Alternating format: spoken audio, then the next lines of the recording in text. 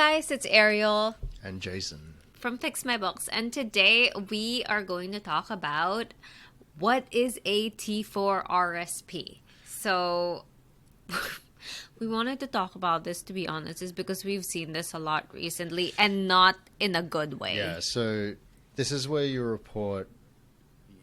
get a report from a brokerage or whatever, basically saying you withdrew money from your RRSP, or, you're transferring it between different types of registered accounts. But most of the time, very usually, it's because someone withdrew money from their RRSP. And we'll get into that in a little bit. But we're just seeing it so much more now. I think the government may want to pay attention to this because people usually know that there's a tax ramification for this, which means that they're quite desperate to take the money.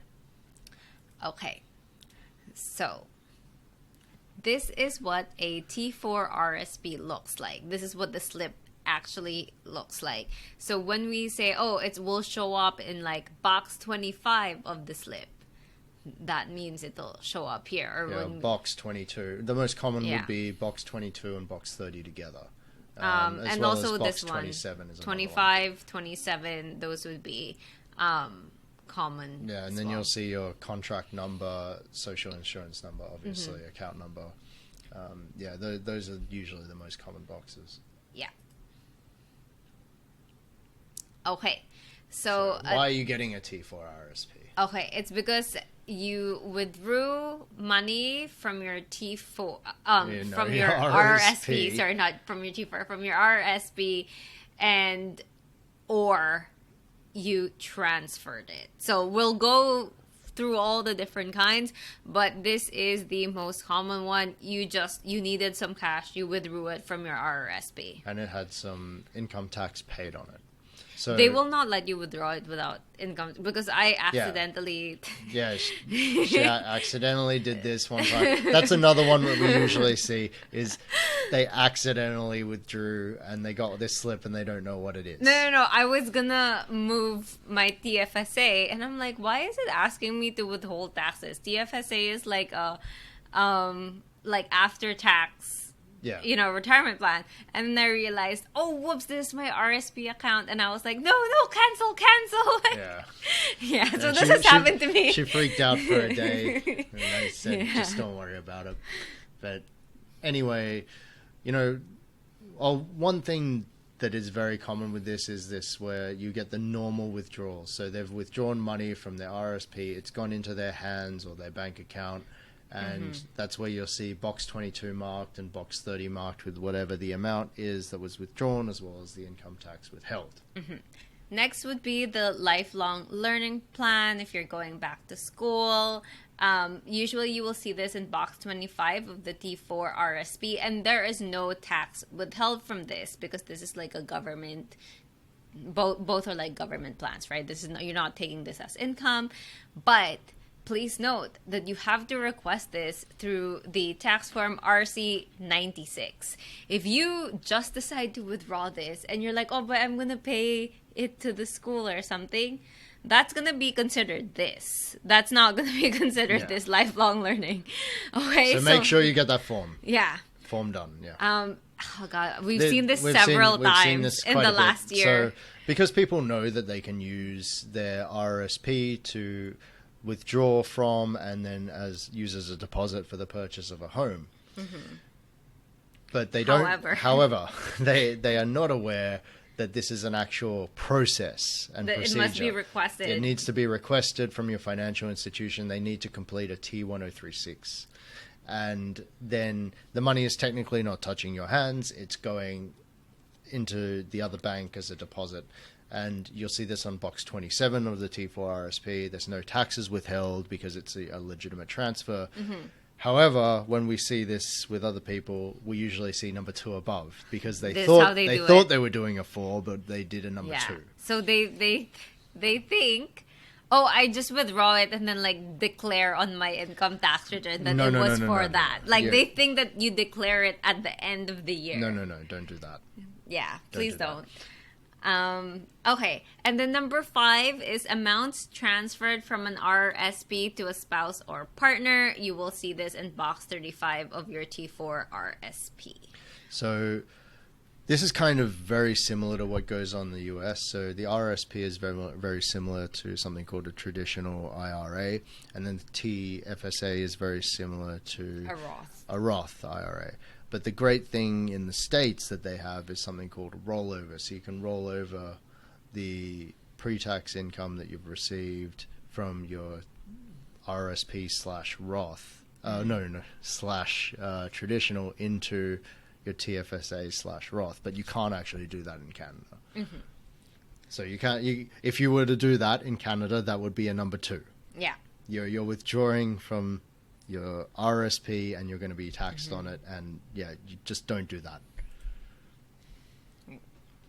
Okay, so this gave us such a headache, honestly, the RRSP transfer. So just because this is what happens, right? So let's say you're with a brokerage company and you have an RRSP with them. Yeah, and so you're with Interactive Brokers and then you've got Equestrade or something like that. And then you want to transfer your RRSP from Interactive Brokers to, let's say, Equestrade. You have to ask them to do it. Okay? You cannot just withdraw the money and be like, oh, but I put it in the other one. No, that's not how it works. Do not do that ever. This should be a direct transfer, okay? So institution to like the one, guys, like this one, right, where you request it, okay? Same thing here. If you want to transfer from one RRSP to another, it's a request. You have to ask them to do it themselves, not you. Think about it this way. If it touches your hands or your bank account or anything else in your name, which is not it touches you. That's a withdrawal. Taxes. So money should not be withdrawn by you to your personal account. Okay, that it can, even if you misspelled the word account. Oh my God! Whatever. So the A should be there. But withdrawal and subsequent contribution to an RRSP is not considered a transfer. Yes. Okay, so if it is a withdrawal, which is the moment it touches your account, like your personal account, it's a withdrawal. If it is a withdrawal, there will be tax consequences to it. Yeah, so just like what I said in the last slide, the last one here, transfers from an RRSP to TFSA will be considered withdrawals. So we don't have the rollovers like the US. We don't have that. We don't have that luxury. Don't do it. You will be taxed on it. And you're not going to circumvent this tax because the institution, the brokerage, will force you to. They report it, right? Yeah. So that just like a bank reports any dividends you've, any interest you've received, same thing here. No, but when I made the mistake on mine, it's the reason why I realized I was gonna make a mistake was they tell you you're gonna make a mistake. No, it will not let you withdraw it without putting in what rate of tax you want withheld. Yeah, exactly. It started at 30%. Yes, it that's was the withholding rate. Yeah, so. They were not gonna let me put 0%. It started at 30%. So that's when I knew, oops, I'm about to make a mistake. Yeah. So. And she called me and she freaked out. Yeah. Okay. So here is kind of a weird transfer because they are both pre-tax accounts, an RRSP and an FHSA. But again, it should be a direct transfer. Okay. Again, money should not touch your hands. You cannot withdraw it and withdraw from your RRSP and then put into an FHSA. You cannot do that. We don't know why someone would do this sort of transfer unless I guess they were closing their RRSP. It doesn't really make sense. It doesn't really make much sense, but someone probably somewhere will do this transfer and we just wanted to cover it. Okay. So it will reduce your unused FHSA participation room, meaning if you put it in there, you're not going to get that room back. However, it doesn't restore the unused RRSP deduction room. So what was the point? You would just lose out on the contribution room. Yes. Right. Exactly. Yeah. So You may not even want to ever consider this, so probably Yeah. use this as a warning. Yeah.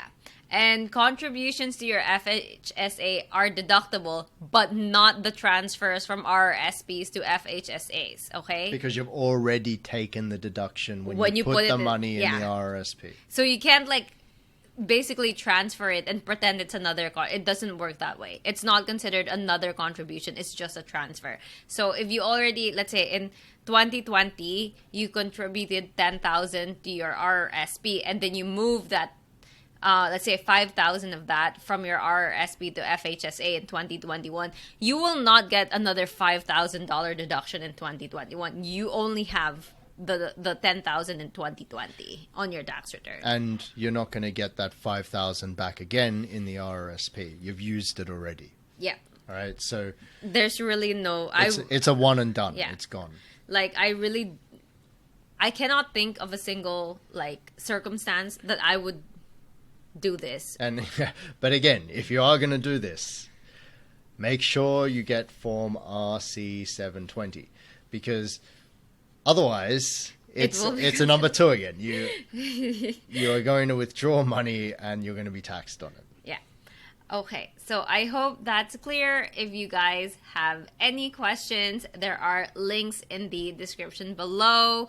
Links to all these forms, things like that, to help you guys out. But number one moral of this story, if you haven't gotten it yet, do not withdraw the money. Okay, just institution to institution. There are forms for these things. Do not let it touch your personal We account. know people don't like communicating on the phone anymore, but please just call someone first before you do this. Yeah, like we've seen this where like one person withdrew like $10,000 from their RRSP like 10 times and then contributed the 10,000 to the next RRSP. Yeah, just don't do that. Like And it's we've seen ones where people thought they were paying into their home buyer plan, but they weren't. We've seen ones where people have withdrawn it because they needed the money, but they didn't know of the tax ramifications that experience. They thought it was like a TFSA that you Yeah, can just withdraw it without yeah, any like tax consequences. If you've got to make these decisions, just ask someone first that knows about it. Do some research before you do it, because once it's done, and you can't reverse it. And the oops, I didn't know is not like a reason with the CRA, like or it was a mistake Because it's easy Yeah. applicable penalties for them. Yeah. Right? It's very easy. Yeah, like even if you like contributed it, and you know what the thing is, if you don't have the contribution room, if you withdraw it and you didn't have the contribution room, and then you contributed all of that to the new RRSP, that's another mess you need to deal creating with. another mess. Yeah. But just think about it this way. You got the benefit of the deduction first up, so they're not going to give you the benefit of getting out of the penalty when you make a mistake. Yeah. So, yeah, I hope this was helpful. If this video just prevents one person from doing this type of, it will be worth it. Yeah, the 14 minutes we made it is worth it. Yeah. Okay, so that's it. If you guys have any questions, please comment them down below. And once again, this is Arielle And Jason. from Fix My Books. Have a great day. Cheers.